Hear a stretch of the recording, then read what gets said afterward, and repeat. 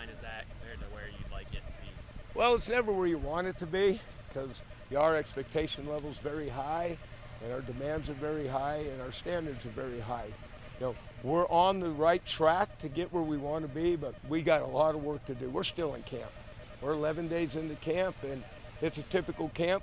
You've got to keep pushing, keep grinding to get better. Coach, what's the difference with this group compared to last year at this time, where especially this group with all the new faces?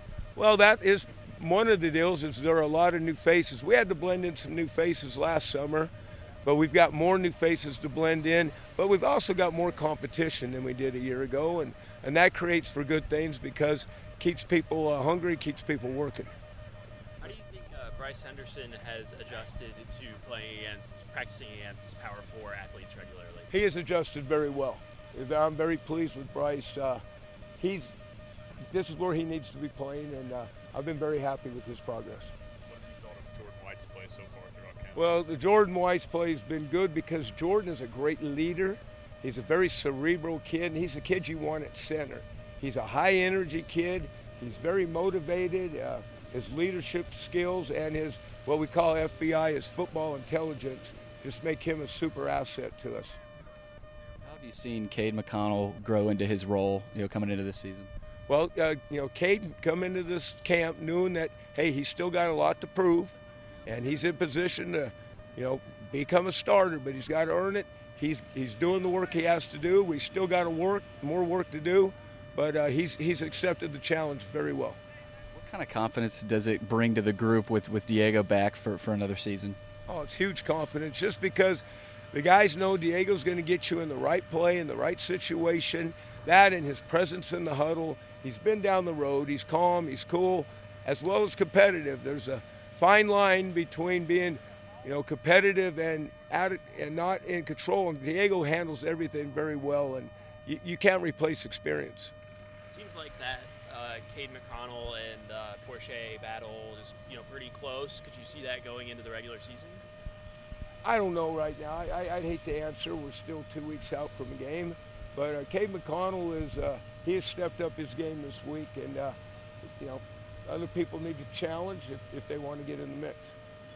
With Chase and Jordan now back with you at Vanderbilt, you're with them at Liberty. How have they grown as players, especially with you coaching them for so long? Well, it's neat. I mean, they're older now. They've grown, and that was always one of the fun parts of coaching was bringing in a kid as an 18-year-old, 17-year-old freshman, and then having them as a 23-year-old player, and just seeing the growth that they make. And just with Chase and Jordan, you could tell they're mature. They've played a lot of snaps, and they're definitely different than they were 3-4 years ago.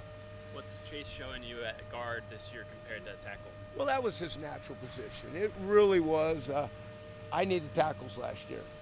Yeah. We couldn't put an asterisk on it and say we don't have any tackles. We had to find a solution, and Chase was good enough to do it, and he played hard. He took the most snaps on the offense last year. Nobody took more snaps than him. He played hurt the last half of the season, but we had no choice. So he showed a lot of courage doing that, and now that we got him in his natural position, I told him right after the Tennessee game, I said, we're going to go out and recruit a bunch of tackles and get you in where you belong. And he just smiled and goes, thank you. Yeah.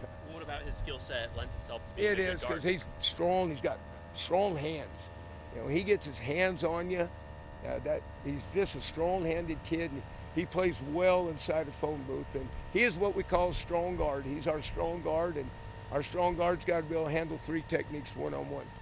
You mentioned all the snaps on the offensive line. What's the difference between coaching a veteran, experienced group with a ton of football played as opposed to a younger offensive lineman who's in the system? Well, if we see a pressure for the first time from a defense, I can say to them, hey, this is blah, blah, blah pressure, and they know what it is. They already got a picture in their head, and I go, here's how we need to handle this, and they've already repped it in their career, so the adjustments are a lot easier and faster.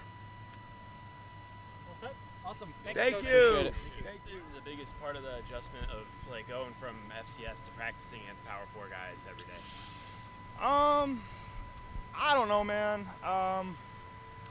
We got guys at the FCS level. I mean, I was from South Dakota. We were a semifinal team. I played FBS schools.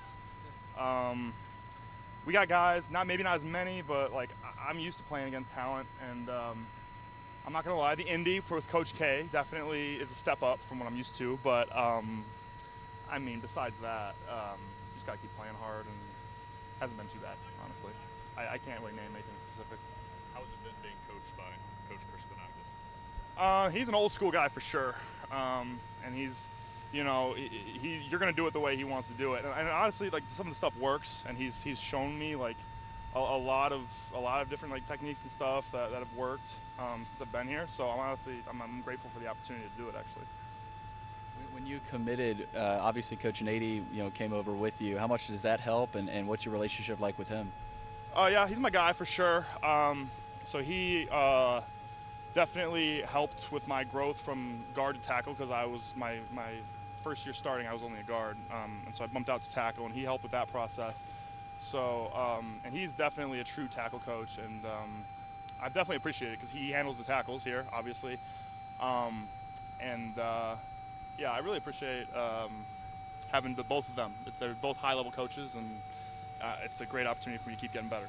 With a mobile quarterback, a lot of options, a lot of motions, pre-snap stuff. How does this compare to some of the offenses you've been in the past? It doesn't really compare, honestly. No offense to my other guy, I love him to death. Him and I probably have the spread of our 40-yard dash is probably a lot closer than it should be. I love Diego Pavia. He was one of the big reasons I wanted to come here and play here. He's a dog. He said it he said it himself. I remind him of an O-line version of him. I just love that kid so much. It's so good to be blocking for him. What's it been like transitioning from a traditional tackle sense to more of the strong side tackle?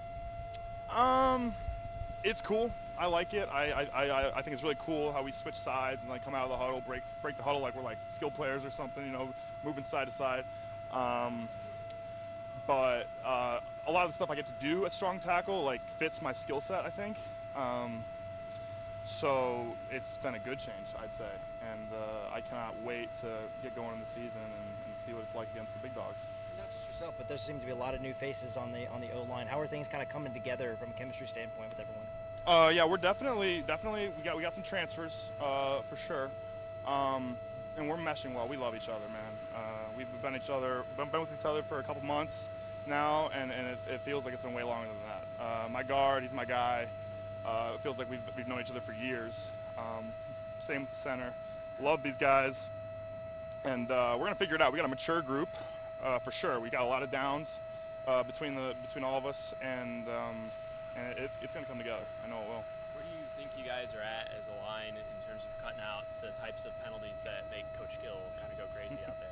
Yeah, these things happen. I've been in a couple fall camps for sure. These things happen. You're at the start of fall camp, and you wonder, oh, well, how's the season gonna go? We got all these penalties. Even we got a high-level group here, like I said, like a mature group.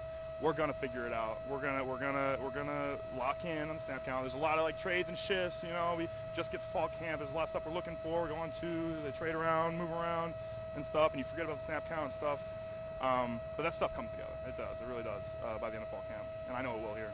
How difficult is it playing offensive line this early in fall camp whenever it's normally seen as the defense is a little bit ahead of the offense in terms of installs and stuff like that? How much more difficult is it to play offensive line whenever the guys across the ball from you are a little bit more ahead? I don't think about that, honestly. Like, we just go out there and play. Again, going back to it, I play a lot of downs. I see movement. I see safety rotations. Coach K teaches that stuff like no other coach I've ever seen. Like, I thought Coach Nady was on that. Coach K, he's a wizard. We see movements. We work ahead in the O-line room too, honestly. That's one of his big things. He always says, we work ahead in here in O-line. Yeah, so it's not been really that difficult. I don't think about that. All good? Great. Love it, guys.